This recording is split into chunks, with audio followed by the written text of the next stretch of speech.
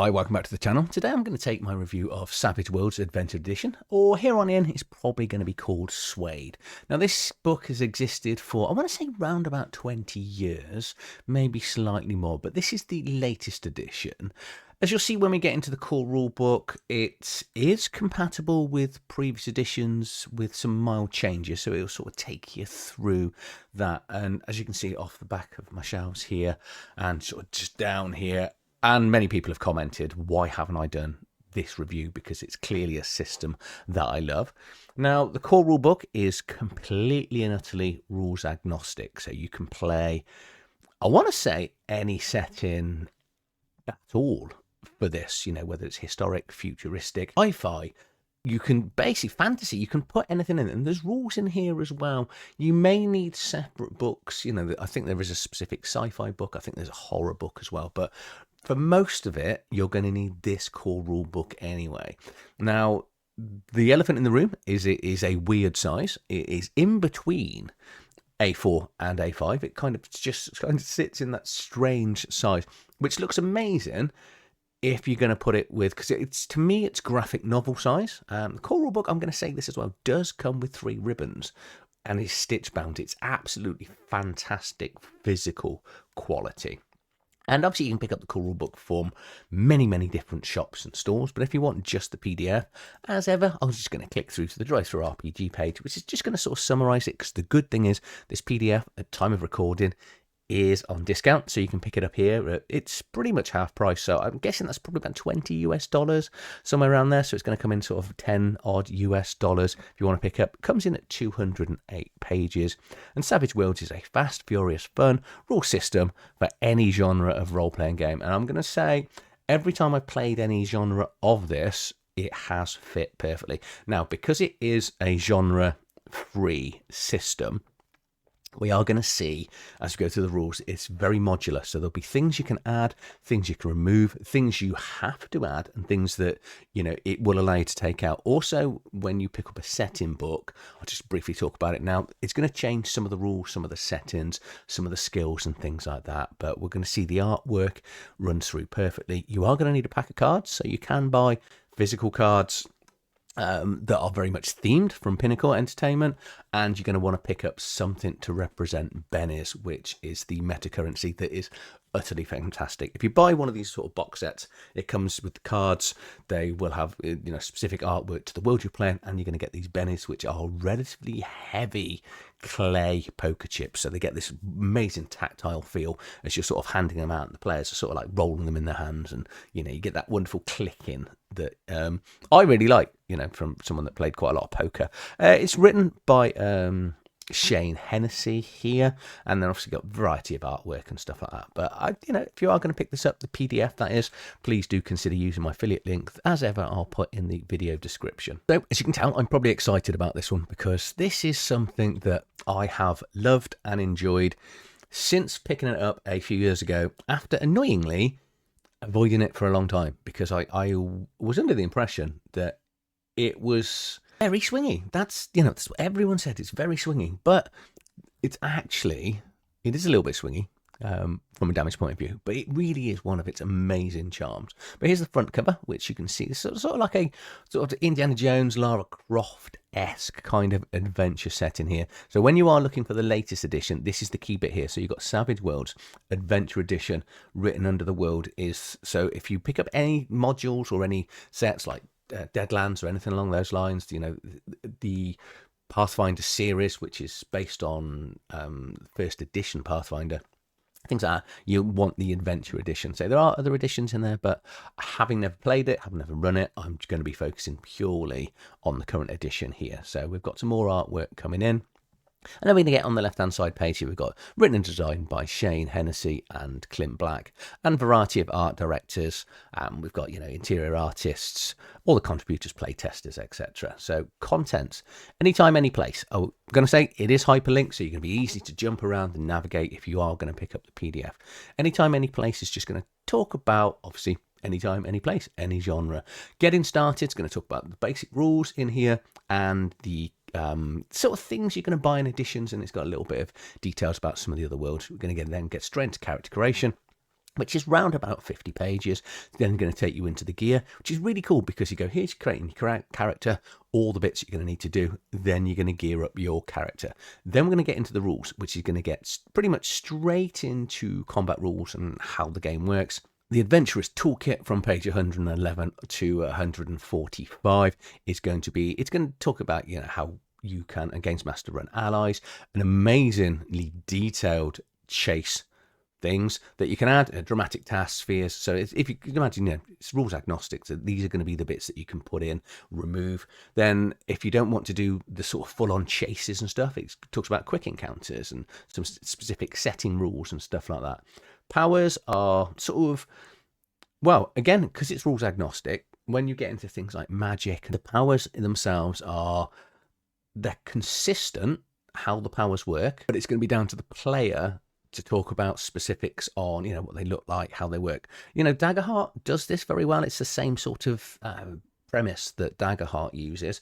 Then going to get into a Bestiary, which is so variety of creatures in here. And then we're going to get some games mastering hints, tips, how to sort of set up this game. And it's going to talk about, horror genres and fantasy genres and things like that. One thing you'll notice, there's no adventure in here. And there's no sort of world or lore, because rules agnostic, you will be making the world as the game master on this. If you want to play this, you do just need this book. You can do everything else from there, but obviously you're going to have to write specific adventures and your world and stuff. And there's hints and tips and advice on how to do that in this book. If you're picking up a lot of the other sets, you're still going to need this book as well. I think the only one off the top of my head that doesn't is Pathfinder, because Pathfinder uses its own core rule book. Don't quote me on it. That's just what I had when I was running through Pathfinder. So I'm sure you don't. Right, let's just get into this then. So Anytime, Any Place. So it's debuted in 2003.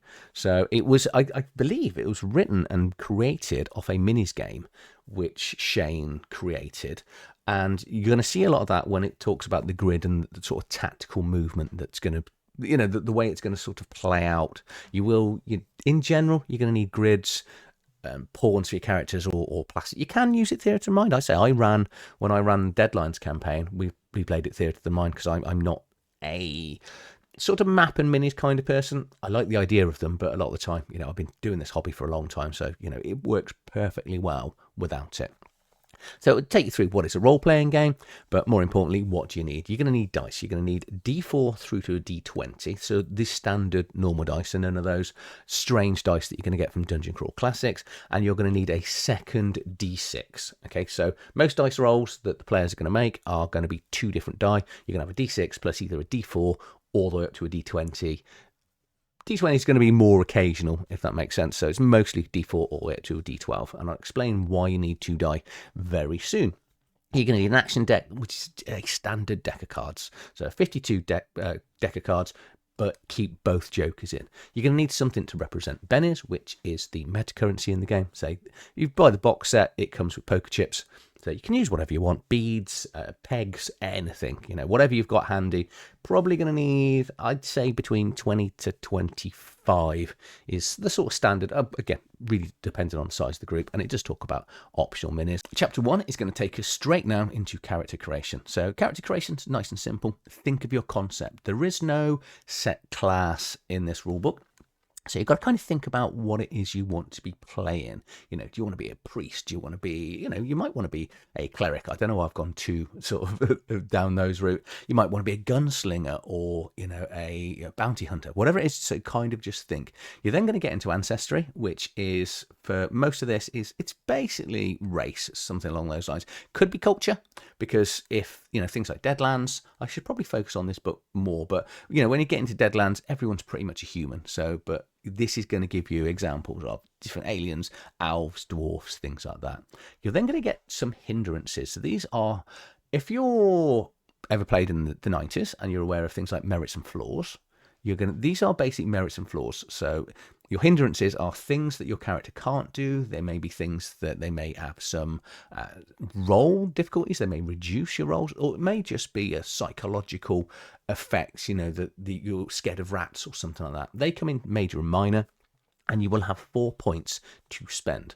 Now, what you get from spending those points is, so, well, actually, let's just say that if you get a major, it costs you 2, and a minor costs 1. And you can divide them up however you want. What you're then going to do is get that, whatever points you spend there, you're going to be able to turn them into getting another skill, or you're going to be able to pick up some edges, which in essence are your merits. You then get to look at traits. Now, traits are both skills and attributes. Attributes are your stats, and there's 5 of them, and then skills are effectively what you roll. When it comes to rolling your attributes, in general, they are things like saves. You know, if you play something like 5th edition and you're going to make a save against a magic spell, you'd normally then roll in against spirit. They will also help create derived stats, which is things like your pace and parry, your ability to, you know, how far you can move, your ability to block and dodge. Your attributes are agility, smarts, spirit, strength, and vigor. All of them start at a D4, so if you don't improve any of them, whenever you go to make any of those saves or rolls, you're going to roll a D4 for that, as well as your D6, but I'll come on to that in a second. And you get 5 points. Now, you can increase each one of those by up to 5, okay? So what that basically means is if you want to spend 2 points on smarts, starts at D4, that means you're then going to go up to D8. So every point you spend increases that die. What you can't do is go beyond a D12. If you decide to spend all 5 on one and stay with a D4, which I've seen, you'd go to a D5 plus, D12 plus 1, but then you'd be terrible at everything else. Human average is a D6, and obviously 5 points, 5 attributes, it means you could be completely average. If you want to go to an 8, you'd have to leave something in a 4. Now, when the players want to do anything, they're going to use skills. Now, if you've got a skill, you're going to roll a D4 or D6, depending on, again, what level you've got of the skills. And you're going to get 5 core skills, which the game has decided that everybody knows these. So everyone has a little bit of athletics, common knowledge, notice, which is your perception in this game, persuasion, your ability to sort of talk to people and try and get things your own way, and then stealth, the ability to hide. So these are innate skills. Everyone starts with those at a D4, and then you've got 12 points you can then assign to any of the other skills in the game. And or increase the ones that are here. So, you know, spend 2 points on stealth, you're going to take that from a D4, and then you're going to be rolling a D8. Again, skill maximums are a D12. If you take it beyond that, you'd go to a D12 plus 1, but you can't do that at this stage. So we've got a few derived stats. So pace, which means you can go 6 inches per game on the grid. So your parry is equal to 2 plus half of your character's fighting die. So if you've got a skill in fighting, you're probably going to have skills in fighting. That's going to, so your parry is the target number that a player or an NPC needs to roll to be able to hit you. And then you've got toughness, which is your damage threshold. It's your ability to shake off damage. And use your hindrances to buy edges. Edges are merits, feats, things like that. So these are game-changing abilities or powers, and they're going to be the opposite of hindrances. You'll then select your gear, and then finally, you're just going to have some background details, you know, what you were doing before you were adventuring. So when it comes to ancestries, or race, you could call it, the game's going to give you some examples here. So we've got sort of like androids, Aquarians, avians, dwarfs, elves, half folk, humans, Rashans, Saurons. Let's just pick on the Sauron here. So if you wanted to be a Sauron, and you were going to allow this in your game, so they're lizard men that come from steaming jungles or deep deserts. They're going to get all of these abilities here. So they're going to get armor, a +2, so they have scaly skin. They're going to get a bite, so they can do a natural weapon attack that causes strength plus a d4 damage. I'll tell you about that when we get to there. Environmental weakness, they're not truly cold-blooded. They have poorly suited to frigid conditions. They suffer a -4 penalty to resist cold environments and suffer a +4 damage from cold-based attacks. Senses, so they have an acute senses, giving them the alertness edge, and then outside and minor. Most species distrust them for some reason. Perhaps it's their strange ways and customs. They're often the way they speak, or the ancient subconscious fear of the reptilian ancestors. So they're going to subtract 2 from persuasion rolls, but for anyone else other than their kind. So if you pick any of the ancestries, this is what you're going to get. You're going to get all these additional powers, as you could say, you know, merits, flaws, whatever you want to call them. Because this book is game agnostic, here's basically if you want to be able to create positive and negative ancestry abilities that is going to allow you to create your own ancestries from scratch. because obviously, if you're building your own world and you want to put Celestials or Guardians in here, so he's, again, just giving you some really, really good examples. I'm going to look at the list of hindrances, which are major and minor, and you can tell the difference between a major one because it says major after it, minor just says minor. Remember, you've got 4 points to share on then, so if you're going to get 2 major, that's going to be 4 points. You could get 1 major, 2 minor, or 4 minor ones. And here we go. We'll just use the example impulsive major. The daredevil almost always leaps before he looks. He rarely thinks things through before taking an action. So that's just going to be, as an impulsive character, you shouldn't be taking your time when you're playing that character when it comes to combat, making decisions. And then we'll look at mean, which is a minor one here. This curmudgeon is ill-tempered and disagreeable. He has trouble doing anything kind for anyone else, and he must be paid for his troubles. He doesn't accept awards or favors graciously. Beside the obvious role-playing issues, mean characters subtract 1 from persuasion rolls. So again, it's just going to give you, a way of role-playing, but this one, the mean one's actually got a mechanical effect. So we're going to look at the hindrances. That's hindrances done. Remember, 4 points to spend across there. We're then going to look at your attributes. Remember the 5 attributes: agility, smarts, spirit, strength, and vigor. All starting at D4, you obviously got 5 points then to increase them. We're then going to look at the skill list. Their characters will then have 12 points to spend on the skills, and this is just going to give you the list of skills. The ones in red are the ones that they've already got. We've got the star here, but we're going to have things like academics, and it tells you what attribute they are assigned to. It doesn't affect the role, okay, but it does affect things when they're coming to level up, which we'll talk about once we get to spending experience and stuff later on in the book. But we've got the skills like, hacking, healing, intimidation, language skills, occult, psionics, riding. It's going to give you examples of how they work and the benefits for having the skills. Now, if it comes to making a skill check and you don't have the skill, don't worry, players can still do it. All they're going to do is roll a d4. Once we've got those 4 hindrance points, we can then turn those into edges, which are powers, abilities, feats, we may call them. All of them will have a requirement, and it may just be novice in here, and that just is the level of the character. Remember it, we'll talk about that as we go on. Some of them may have attribute prerequisites, so here attractive, so requirements, you've got to be at least at the novice level, but you have to have a vigor of a d6 or more. Some of them will also have a second level, so we've got very attractive under here. So attractive is, it's no secret, people are more willing to help those they find physically attractive.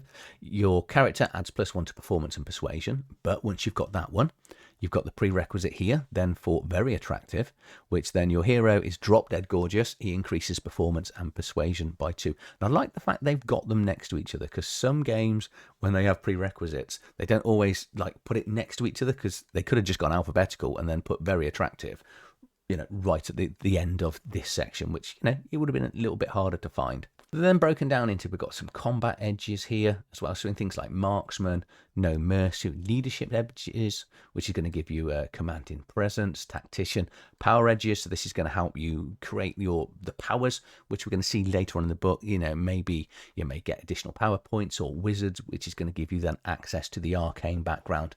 But if you want to go down the caster route, as a general, there is a skill, spell casting, and the prerequisite for that, I think most of them, depending on whether it's extra effort here, so we've got focus d6, spell casting d6 over here. We've got some professional edges, things like MacGyver and Scholar and Soldier, and then finally some weird and legendary edges to roll out. So let's just look at advancement. This game doesn't use experience. Your Games Master is just going to allow you to increase your rank or level whenever a milestone is. So it might be every session, it may be half every session. Again, this is going to depend on one-shots, whether it's a campaign or a long-term campaign. But as a general rule, players are going to start with no advances, and once they've had 3 advances, they will then become what's called seasons. So these are the ranks that referred back into the edges that we were looking at. And all the ranks represent is how powerful the characters are, and it gives the players and the Games Master a guide of the level of the creatures they're going to be up against and facing. Time characters do get to advance, they're going to be able to do one of 5 things, and some of them are restricted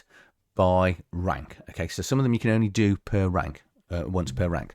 So you can gain a new edge, increase a skill that is equal to or greater than its attribute by 1 die, or increase 2 skills that are lower than the link attribute.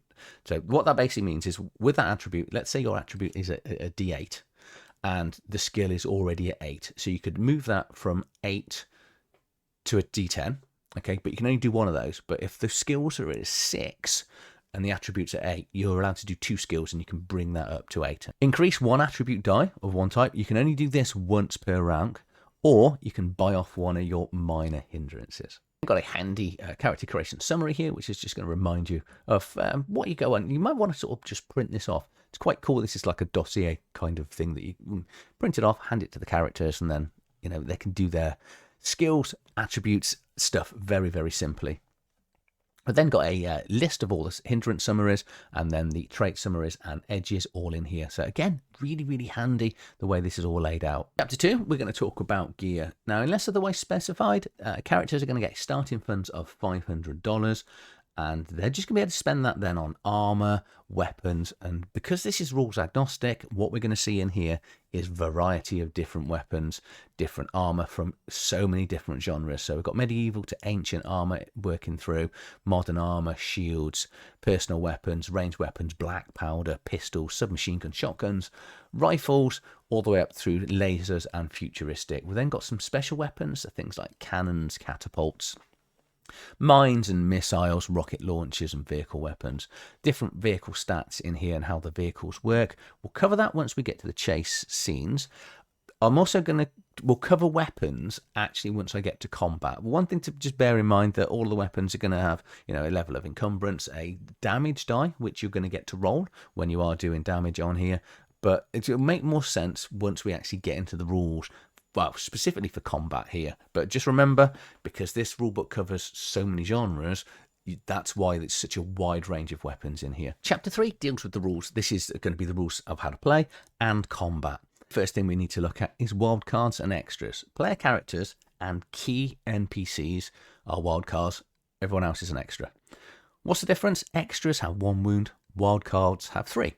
More importantly, wildcards also roll a wild die. So every die roll they make, player characters, key NPCs get to roll their skill plus a d6. This is why we're saying you need a different d6 and a spare one, because certain skills you might end up rolling 2d6.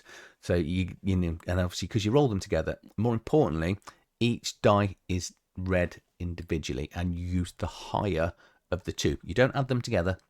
You're always rolling, I think pretty much rolling 2 all the time. Maybe occasions that you may roll more, but roll 2, both are reds independently and separate, and you're always rolling the high, and you're always picking the highest. What you're looking to do is get a 4 or more. If you get a 4 or more, as a general rule, you succeed. Aces are the best mechanic that's in role-playing at all. Exploding die. You roll the maximum on any die, you roll it again. You roll the maximum, you roll it again. You keep re-rolling until you don't roll a maximum. And then what you do is you add up all of those rolls. Now, this is the bit that put me off the game initially, because people are like, it's a bit swingy. And it is a bit swingy, but it's so much fun. But more importantly, what I find with this is if you haven't got a skill, you get to roll a d4. And a d4 crits or aces 25% of the time. And there's a 25% chance that d4 is going to roll again. So if you ace on a d4, you're always going to get 5, which is going to be, but you might end up getting 9 or more. And I've seen some crazy rolls just off d4s. This then brings you on to raises, which basically is every 4 beyond success is a raise, which then think of it kind of like a critical, where you can do additional things. You may be able to do something quicker, do additional damage, something along those lines. So if you do it, the die explodes, aces, let's try and stick to the game terminology, and you end up with 10, okay? That would be, so you've got your 4, your initial one, and then 8, and then 10. So that's going to give you 1 raise. So that's a success with 1 raise. So it's just a little bit of mechanics, but that's your rules. That is, in essence, your rules. Other than if the player rolls 1s on both the dice, it's crit failure, which game mechanically wise, something bad is going to happen. Okay, so let's just talk about bennies, which are the meta currency of this game. Now, when I first ran a game myself, I didn't really use bennies effectively, and it was only once I played under a really experienced games master that I realised how they should be used. Because you want to be giving them out to players to encourage them to use them. Because as a games master, you're going to get bennies as well, and you're going to want to be using them. It's a great feeling using these things to, you know, increase rolls, block armor, and things like that, which I'll come on to how they work in a second. But you're also going to be using it to reward players for playing to their character very well, or really coming up with really inspirational ideas. Bennies, just so you're aware, stands for benefits. So just think good things, but the Games Master's going to get them. So remember that the Games Master's going to be using them in exactly the same way as you use them back at you. There's another way you can also get them. It's basically when we go for initiative. Initiative works on a deck of cards, and anytime a Joker comes out, all the players are going to receive a Benny. 7 things that bennies can be used for. You can re-roll a trait. You can recover from shaken, which is shaken's quite a bad thing to happen during combat. You can try to soak damage with it. You can draw another action card if you don't like your initiative card. You can re-roll damage. You can regain power points if you run out of power points, or you can influence the story. All sound amazing. They really do change the game, but remember, the Games Master is going to be using them too to do those very things. Combat, again, like the rules, is very simple. It's split into rounds, turns, actions. Round is everyone going. Turn is an individual player's turn.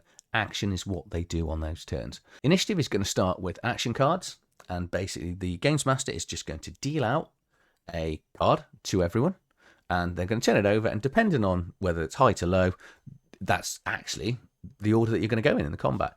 If the number is matched, then the ties are broken by going spades first, then hearts, then diamonds, and then clubs. On a player's turn, they're going to get to do free actions, which is things like talking or going prone, you know, dropping a weapon, something like that. And then they're going to be able to move, which is your 6 squares as a general rule. But then, you know, there are additional things you can do. So you can run, moving across difficult ground and hazards and stuff may slow you down. And then you're going to get to do an attack, which is an attack action, which may be a spell, something along those lines. You've got melee attacks and range attacks. Melee attacks, you're basically trying to beat the parry score. Do you remember when we talked at the drive stats, which was 2 plus half of the fighting? So that's going to be a static number that you're just going to know. Range attacks, it's going to be a difficulty of 4. And then the range of the weapon, well, how far away for the range of the weapon may determine. And we've got these modifiers here, so from -2 to -8. Remember, from attack rolls, these ace as well. So anything that goes out, if they roll in maximums, get to re-roll damage. You're then going to get to roll the damage die of the weapon. The slight difference is when we're doing melee, because melee is you're going to be able to roll the strength attribute as well as the individual damage of the weapon. Still picking the higher one, still potential for acing. If the total of the damage exceeds the toughness, the character will be shaken. If it's less than, they're not. What can shaken characters do? Not a lot. They can just do the free actions. That's it. So they can't attack. They can't really move very far. Remember when we talked about raises? So every 4 that you get over and above the toughness is going to do additional wounds. So the first one's going to do 1 wound. If you then go 8 above the toughness, 2 wounds and shaken. Go 3 above it, it's going to do 3 wounds. Remember, extras get 1 wound. So normal characters, not wild, will just be dead. Well, unconscious, let's go with, and then we'll see how unconscious is going to work. The wild characters, so player characters and sort of main NPCs, are going to have 3 wounds. If you are ever shaken at the start of your turn, you're going to make a spirit roll. If you pass that spirit roll, it's a free action, by the way, you can just move normally. If you fail it, you're not doing anything on that whole round other than free actions, so anything like going prone, sin, if you would. For every wound that you pick up, each one is going to reduce your pace by 1, which effectively is going to be 1 inch of movement on the board. And also it's going to reduce all your trait rolls to a maximum of -3. Because obviously once you get to 3 wounds, you're incapacitated. Once incapacitated, you're going to make a vigor roll. If you fail that roll, a critical fail that roll, your character's going to die. Any failure, you're going to roll on the injury table, and it will last a little bit longer. Potentially, you might be bleeding out, which means, again, you're going to be making vigor rolls every round, hoping to succeed and not to die. If you succeed at it, you're not going to be bleeding out, so you're just going to be unconscious with a wound that you're going to want to heal. If you get raises, you're still going to roll on the injury table, which is, well, the entry table is just up here, but it just means that, 24 hours, all wounds are going to be healed. Remember, you can use a Benny to attempt to soak, so you can just give one in and basically try to soak the wound in there. You will need to make a vigor check, but if you pass that, you're going to just ignore all of that damage. Sounds amazing, doesn't it? NPCs can do it too. Here's the rules for healing. You're going to want to take a little bit of time out if you do heal. There is a heal skill that's going to help you sort of clear up wounds by, I think, was it 10 minutes, per wound that you need to roll against. We're then going to get into the situational skill. So far, I think you'll agree the game's pretty simple. You're just going to roll 2 die, take the highest. You're looking for 4. If you get 4 or more, as a general rule, you're going to succeed. But this is where the game starts to get a little bit more complicated, a little bit more tactical, because this is going to give you situational rules for things like aiming. If you want to do a cool shot, if you want to do a cool shot to a head, here we go. So we can do a head shot, which is at -4 to the roll, or you might want to shoot a hand to disarm people. It's going to talk about cover, obstacles, defending, how to grapple, evasion in here, firing into melee, which is really funny because it's got the innocent bystander rules here, which basically, if you miss, there's a good chance you're going to shoot your friend, which I always think is it because in combat people aren't just static. In a melee combat they'll be moving and switching around and stuff, but it's going to give you all the mounted combat here, multi-actions, how shotguns work, pushing and pulling people, readying weapons, stuns, suppressive fire to basically keep people's head down. Scale, because this book covers, it can go from the smallest of creatures to gargantuan, Godzilla-sized creatures. How to spend on the size is going to affect the modifier and how easy it is to hit. Some spells use touch attacks, so we've got the difficulties here to do touch spells. And finally, we're going to close out then with withdrawing from melee. Chapter 4 is going to the Adventurer's Toolkit. Now, this is very modular. This allows you to add or remove any of these that you want to and again, a lot of it is going to depend on your game. It's going to give you rules for allies, chases, dramatic tests, fear, hazards, interludes, mass combats, networking, quick encounters. So if you want any of the above but you want it to be quicker, you can just teach you how to shorten it. Set in specific rules, social conflicts, travel rules, as well as wealth rules. One of the key things it talks about if you are going to create an ally is it's going to want you to give them a personality, but more importantly, you can download an ally sheet from the website, and that will allow you just to keep track of them. We've got a couple of examples in here. Chases and vehicles. This is probably the most comprehensive and interesting chase maneuvers, vehicles, combats, attacks section that I've ever read. It's about 8 pages, which I'm not going to go through, but if you want to make chases, because I think a lot of us just tend to do, a couple of opposed rolls, and then we'll see where we go from there. But if you want to make it, you could actually run a proper session of chases in here, and then it gives you an example right at the end. So if you're just not sure if you've got it, read the example, use the example. Dramatic tests deals with extended rolls. Are you looking to deactivate a bomb? Are you sort of searching an area and you need to get multiple successes to actually go and find all the parts of the plan? So that'll just take you through there. Obviously, you're going to want fear tables potentially for your game. Hazards is a catch-all for, because I was like, hazards, okay, that's it's going to be moving through areas. It's not. It's a catch-all for things like players suffering from cold, climbing, electricity, falling damage, fire, high altitude, hunger. So that there's lots of different conditions and things that are going to be in here that to just remember, if you can't find it, it's probably in the hazard section. Interludes, so in between adventures, this just draw some cards, let the players, if they want to be involved, and it gives them a chance to talk about something narrative, expand on their background or their character, and get some additional bennies. Mass combat rules. I was surprised to see this in here, but you might end up with, you may go with a prehistoric battle, something like that, and then you have like hundreds or thousands. The rules are in here to just have people just having this mass combat. Not everything needs to be a combat here, so we've got the networking. So if you want to persuade people, and it talks about bribery and things like that, or do you want to use intimidation, the not so nice way to get information. Sometimes longer scenes aren't really needed, so what you can do is use these quick encounters here. So I know we've got, 8 to 10 pages of chases, but here's some ways of just making it an awful lot quicker if you want to do. Gives you examples for chasing, combat, crisis, heist situations, missions and treks, and some skills that you should think of as the games master to use. Some examples of some setting specific rules. Again, this is going to vary depending on the sort of genre that you're going to be writing, as well as a checklist here right at the end. We've then got the social conflict in here. So again, everything doesn't need to be combat orientated. If you're trying to gain some help from people in a social situation, it just takes you through how to work that. Got some travel rules in here, and then finally a 6th attribute which we're going to bring in, which is wealth. So if you want to have a sort of realistic way of people buying and selling things and stuff, you're going to use this the wealth die and the wealth rules here. Chapter 5, we'll talk about powers.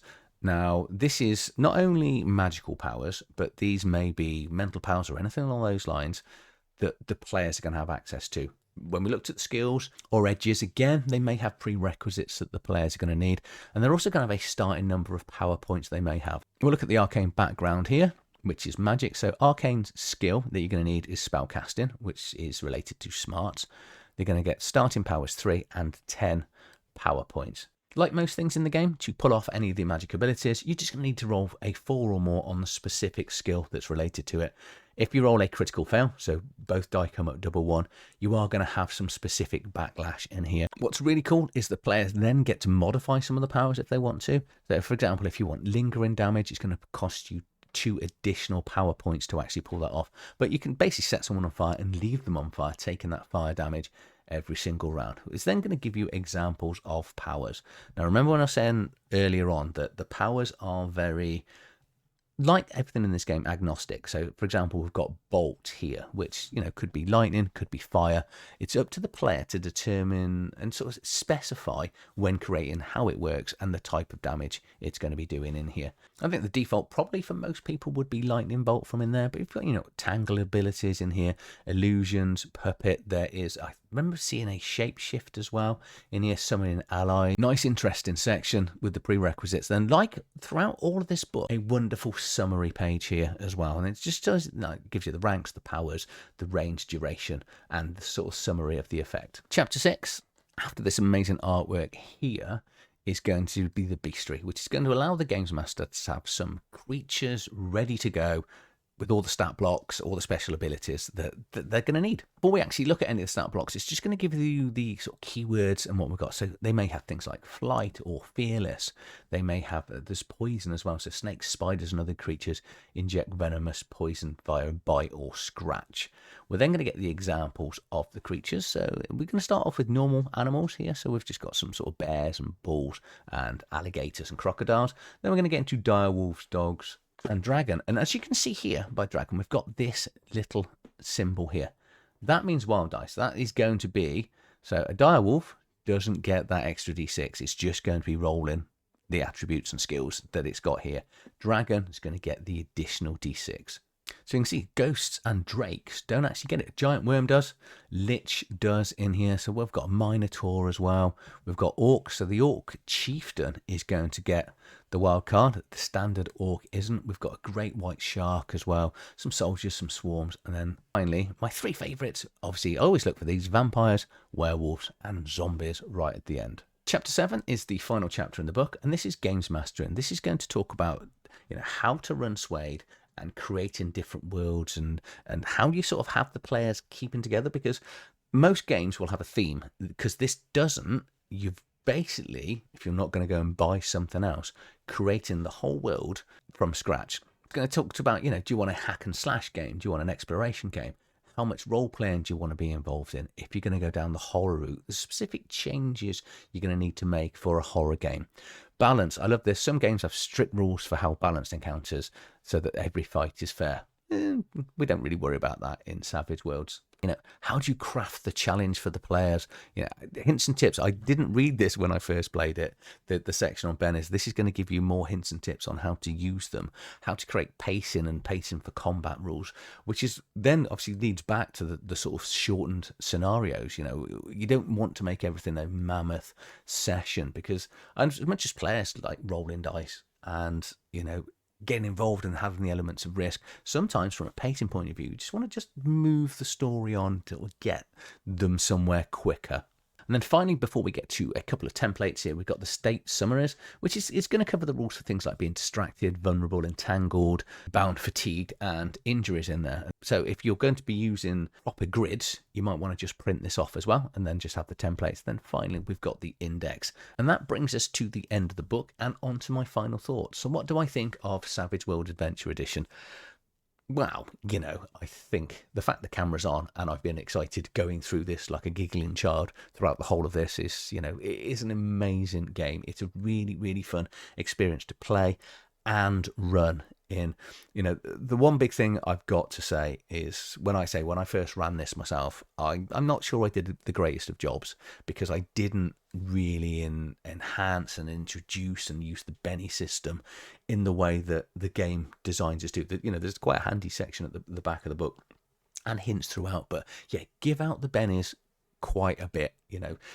Encourage players, remind players they've got them, because that's the other thing I didn't do, is because sometimes you're holding on to them because you're thinking, oh, I can block that damage. If one of those big swingy hits comes in, I've got to hold on to my Benny. No, as the games master, give out more. Just kind of not throw them willy-nilly at them, but if they come up with good ideas, if they do something really heroic, give them, just encourage them to use them. If they fail a roll, as long as it's not the crit fail, encourage them to use them to re-roll, because they're there to be used, and by using them, they will have a lot more fun in the game. It does have that amazing tactileness to it as well, because you are doing playing cards. You sort of seeing. It works better face-to-face for me. Don't get me wrong, I've been in an amazing campaign on Roll20 with a really, really good games master. And he's the person that sort of really switched me on to just how amazing this game actually is. We've all got flaws when we're games mastering, but the book layout is nice, easy. It's so well laid out because it just talks about the basis of the game, how to sort of get going and set up. Then get into character creation. You then got a wonderful section of all the equipment in there. I know the Bestiary is a little bit small because in reality, as much as this is a review for the core rulebook, and you do need the core rulebook, say, for everything outside of Pathfinder, I think everything else is just going to have additional rules, additional skills, world setting, and everything else in there. It all starts with this. I do think this is something that should be in everyone's collection. Everyone should play it. Unless you're going to tell me you really hate meta currencies and you really hate exploding die, then I'm probably going to think, give it a go. Maybe. You might actually really enjoy this.